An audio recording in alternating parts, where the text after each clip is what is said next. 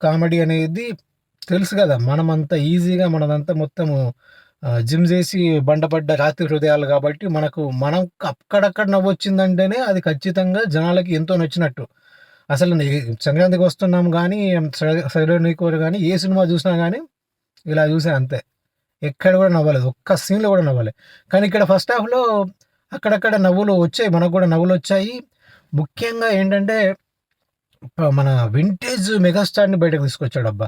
అంటే ఇప్పటిదాకా మెగా అభిమానులు గాని, న్యూట్రల్ ఆడియన్స్ గాని, చిరంజీవి అనంగానే ఏమేం గుర్తొస్తాయి? 'చంటబ్బాయి'లో 'జ్వాల' అనే దగ్గర నుంచి, 'గ్యాంగ్ లీడర్‌లో' గోడ పగలగొట్టేది గావచ్చు, 'శుభలేఖ' రాసుకున్న పాటల్లో మనోడు గుర్రం పట్టుకొని వచ్చేది గావచ్చు, 'లవ్లీ మై హీరో' అనే ఆ పాట బీజీఎం అనేది సినిమా అంతా అదే. బీజీఎం మాస్‌గా ఎలివేట్ చేస్తూ, బాస్ అంటూ మొత్తం త్రూ ఔట్ అది ప్లే అవుతూనే ఉంటది. అంటే వీడు పల్స్ పట్టుకున్నాడబ్బా! అనిల్ రావిపూడి అనేవాడు ఈ సినిమాలో వాడి పెన్ను కంటే కూడా మెగాస్టార్ టైమింగ్‌ని దాన్ని ఎక్కువ నమ్ముకున్నాడనమాట.